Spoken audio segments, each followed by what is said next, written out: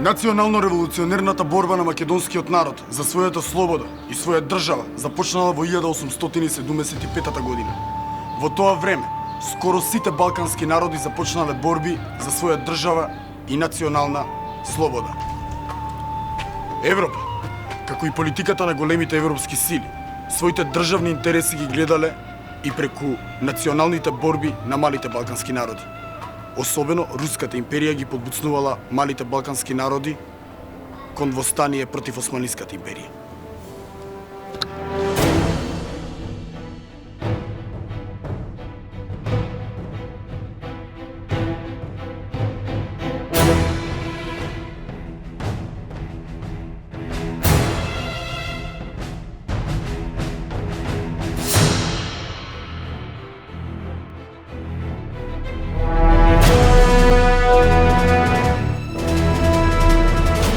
Втората половина на 19-тиот век, населението во Македонија живеело неподносливо. 70% од населението живеело во селска средина. Започнала приватизација на државните земјишта. Имало многу узурпации и насилства. Селаните биле како гости на земјата на Чифлик Сајбијата. Тие можеле да бидат истерани од земјата и од нивните куки. Со земање на земјата од селаните, сопственикот Чифлик Сајбијата ги терал да плаќаат даноци, такси за живење во куките што сами си ги направиле.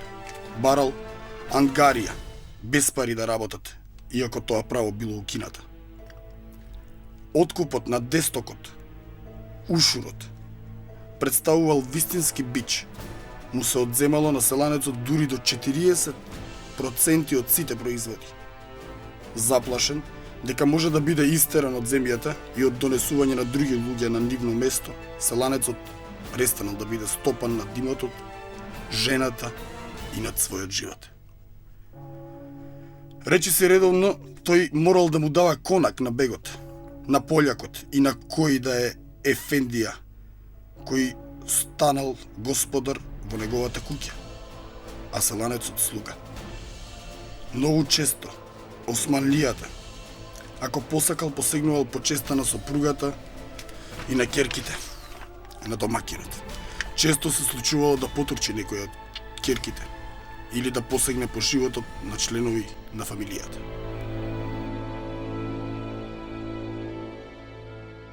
Македонците никако не можеле да најдат законска правда пред судските власти и пред османлиската администрација. Царувало беззаконие, корупција, насилство. Народот почнал да се бори за своја црква и за своја просвета, а тоа значело и ослободување од грчкото духовно робство.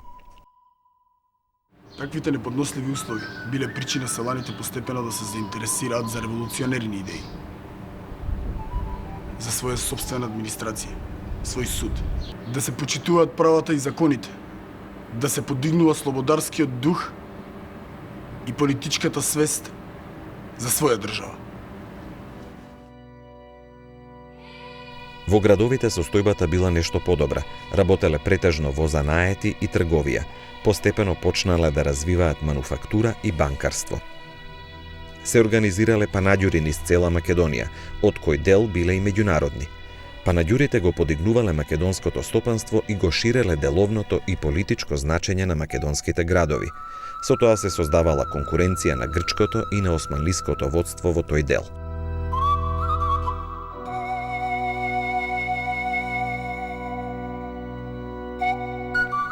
Се формирале еснавски организации и започнало да се има потреба од образование, просвета, култура, црква и духовно издигнување. Македонското градско население наишло на жесток отпор од страна на грчкото духовенство и грчките трговци, кои уживале наклоност на османлиската корумпирана власт. Соседните балкански буржоазии се осетиле загрозени поради развитокот на македонските граѓани. Грчката, во спрега со османлиската власт, почнала да ги прогонува македонските интелигентни кадри, учители и преродбеници, кодошејќи ги дека биле агенти на Србија или на Москва и дека работеле против власта. На таков начин пострадале браќата Димитар и Константин Миладинов. Прогонувани биле учителите Јордан Хаджи Константинов Джинот, Јанаки Стрзов и други.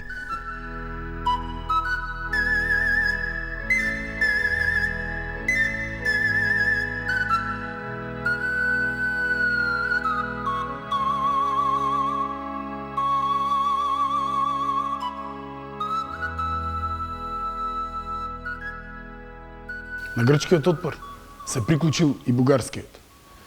Тие инсистирале да докажат во Цариград дека Македонија и македонците и припаѓале на Бугарија и на бугарскиот народ. Тие инсистирале во црквите и во просветата да се зборува на бугарски, а не како што тие велат на расипан бугарски јазик кој е полн со арнаутизми и со србизми и што ли уште не.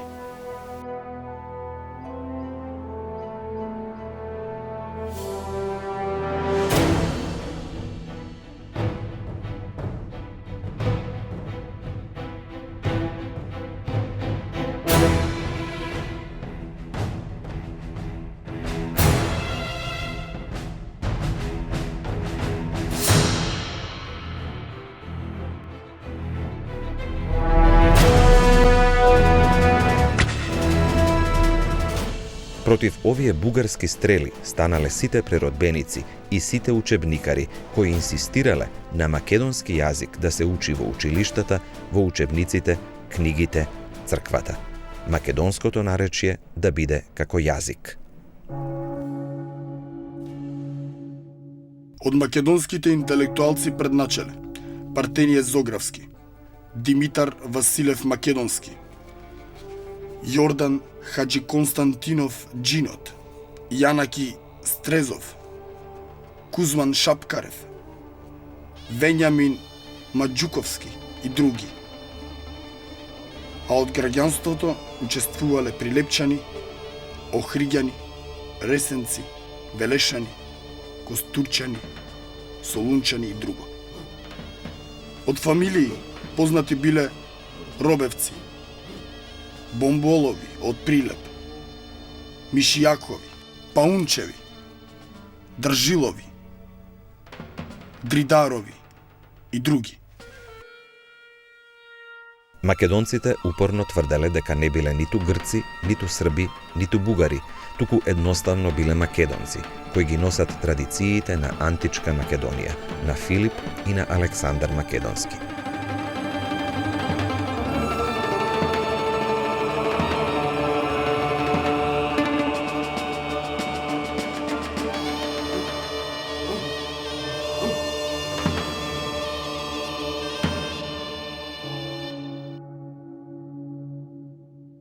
На македонците од тоа бурно време на 19-тиот век им било јасно дека нивната национална еманципација бара многу жртви и напори за да може народот да се ослободи од политичките и духовни пранги на османизмот и грцизмот.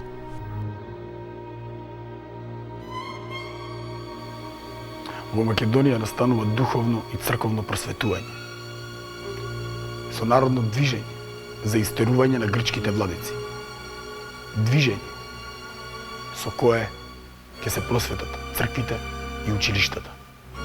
За народно училиште, да се говори на мајчин македонски јазик.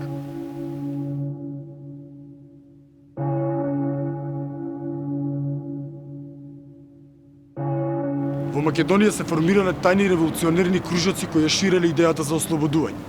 Многу војводи на чети го чекале знакот од Србија за општа борба против Османлиската империја. Во таа заовриена структура за решавање на македонското прашање значајно место зазема Малешевската група револуционери. На истакнато место заземаат Илија Марков Малешевски, кој имал повеќе од 300 четници, и Димитар Поп Георгиев Беровски, кој бил во Белградска воена школа, учествувал во борбите за Белград во 1862 и кој е идниот водач на Разловечкото и на Кресненското востание.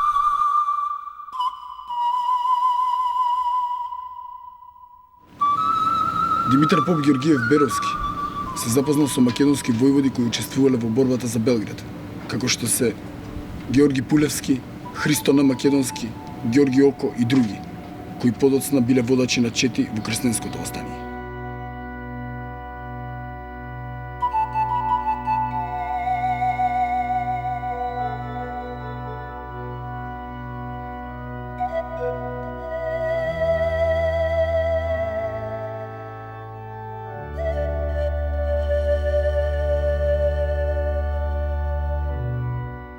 Димитар Поп Георгиев Беровски станал учител и водич на народното движење против грчкиот струмички владика и грчкото свештенство.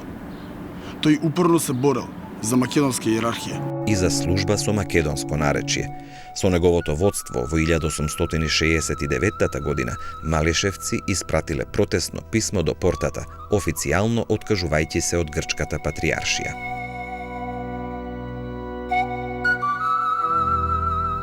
Димитар Поп Георгиев Беровски станал член на македонската општина, нејзин секретар и представник на населението од Малешево пред турската власт. Во 1874 година Димитар Поп Георгиев Беровски застанал на чело на разгневениот малешевски народ. На празникот Богородица тие се нафрлиле врз грчкиот струмички владика Еротеј Комбајанис со цел да го истераат од малешевијата. Ниту заптиите, ниту мудирот, кој го обезбедувале владиката, не можеле да го спречат распалениот народ, кој за секогаш го истерал грчкиот владика од малешевието. Мудирот и заптиите молеле да не пострада животот на владиката. Исти настани во еден синџир се кренале низ многу окрузи низ Македонија. Тогаш османлиската власт преземала драстични мерки – апсења, глоби, убиства. Покрај другите биле уапсени и браќата Димитар Поп Георгиев Беровски, Костадин и Поп Иван. Димитар Поп Георгиев Беровски побегнал преку Кјустендил и Пазарджик. Побегнал во Цариград. Тој тоа го опишува во својот дневник. По кусо време, тој тајно се префрлил во Солун. Во Солун тој се вклучува, се поврзува со повеќе македонци како револуционер. Таму е формиран таен кружок. Димитар Поп Георгиев Беровски непрестано се борел за идејата за создавање македонска иерархија и црковна служба на македонското наречје.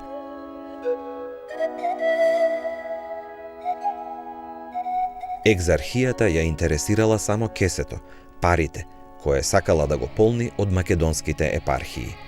Со султански указ, Велешката епархија плаќала 45.000 гроша, колку што плаќала и Самоковската епархија, која имала 30.000 венчила, а Велешката епархија плаќала повеќе, 45.000 гроша, иако имала само 6.500 венчила.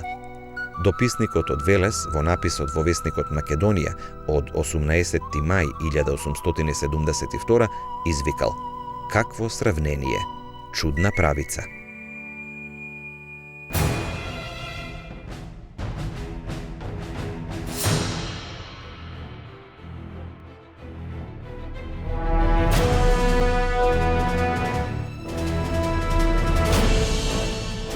Во статијата под наслов "Еден глас за цела Македонија" напишано е дека екзархијата не е дојдена во Македонија пастирски како словенска црква, туку дошла како бугарска црква, која, како што би рекол Чилингиров, да прави бугари од македонците.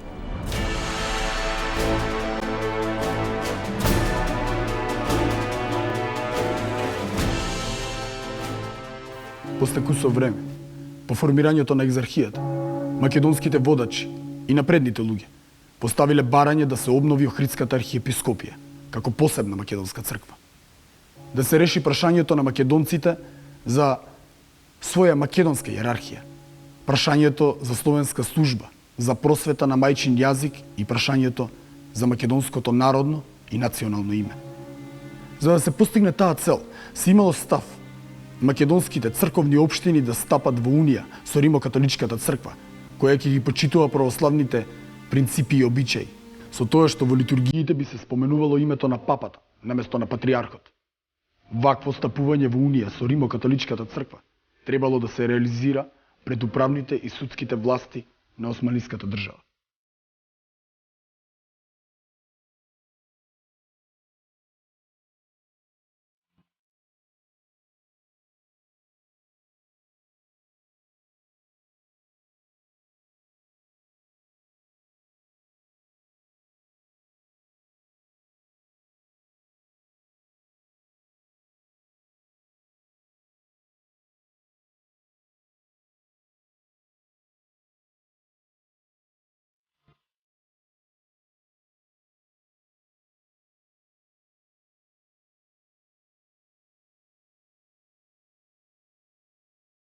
Се формирало движење со представници од разни места на Македонија, како струмичани, малешевци, охриѓани, битолчани, скопјани, дојранчани и македонци од солунските, драмските, серските и мелничките села.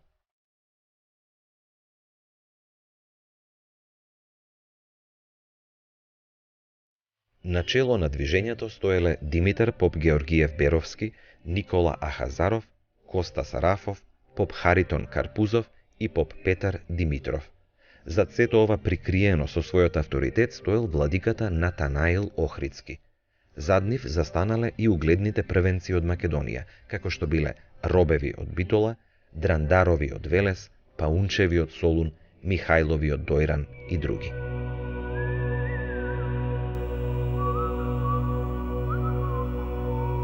Македонските општинари ја продолжиле акцијата и со поврзување со унијатските епископи Нил Изворов, епископ Смоленски и Рафаел Попов, епископ Одрински. Тие добиле одобрение од својата црковна инстанца за излегување во пресред на барањата на македонските општини и презеле процедура пред османлиските власти.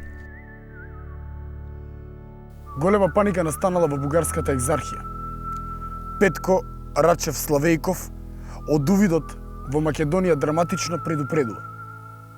Се родила во тукашните патриоти погубна мисла за наметнувањето на своето местно наречие, за своја особена, собствена македонска иерархија. Хидрата е разиграна на многу места во Македонија. Се внушува мислата дека тие не се бугари, туку се македонци, Александрови потомци. Тие мисли достигнаа да се распространат доволно за да ја насрочат погубната мисла за одделување на црковно поле. И не само на црковно. Петко Рачев Славејков понатаму алармира. И искрено можам да ви кажам дека ако монсенјер Нил Смоленски се врати со ферман, тогаш не само Полјунската епархија што ќе си одит во Унија, туку и Струмичката, и Воденската, и Солунската, и Драмската, и Серската, и Велешката, и ќе се расклатат сите други македонски епархии. И тогаш можеме да кажеме збогум Македонија. Димитар Поп Георгиев Беровски тогаш одлучил македонското прашање да се решава во Македонија со кревање на востание, со кое, како што запишал во својот дневник,